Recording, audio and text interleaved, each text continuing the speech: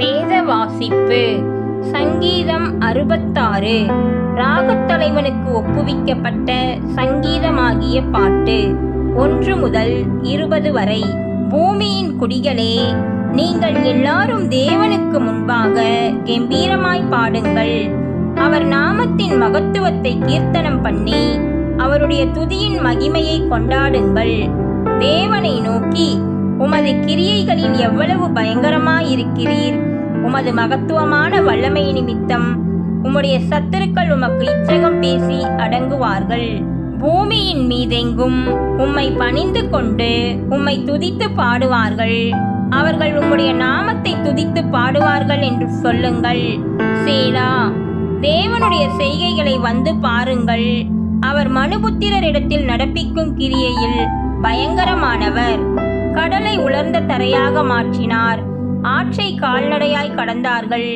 அங்கே அவரில் களி கூர்ந்தோம். அவர் தம்முடைய வல்லமையினால் என்றென்றைக்கும் அரசாளுகிறார். அவருடைய கண்கள் ஜாதிகள் மேல் நோக்கமாயிருக்கிறது. துரோகிகள் தங்களை உயர்த்தாதிருப்பார்களாக. சேலா. ஜனங்களே, நம்முடைய தேவனை ஸ்தோத்திரித்து அவரை துதிக்கும் சத்தத்தை கேட்க பண்ணுங்கள். அவர் நம்முடைய கால்களை தள்ளாட ஒட்டாமல் நம்முடைய ஆத்துமாவை உயிரோடே வைக்கிறார். தேவனே, எங்களை சோதித்தீர். வெள்ளியை புடமிடுகிறது போல எங்களை புடமிட்டீர். எங்களை வலையில் அகப்படுத்தி எங்கள் இடுப்புகளின் மேல் வருத்தமான பாரத்தை ஏற்றினீர். மனுஷரை எங்கள் தலையின் மேல் ஏறி போக பண்ணினீர். தீயையும் தண்ணீரையும் கடந்து வந்தோம். செழிப்பான இடத்தில் எங்களை கொண்டு வந்து விட்டீர். சர்வாங்க தகன பலிகளோடே உமது ஆலயத்திற்குள் பிரவேசிப்பேன். என் இக்கட்டில் நான் என் உதடுகளை திறந்து என் வாயினால் சொல்லிய என் பொருத்தனைகளை உமக்கு செலுத்துவேன்.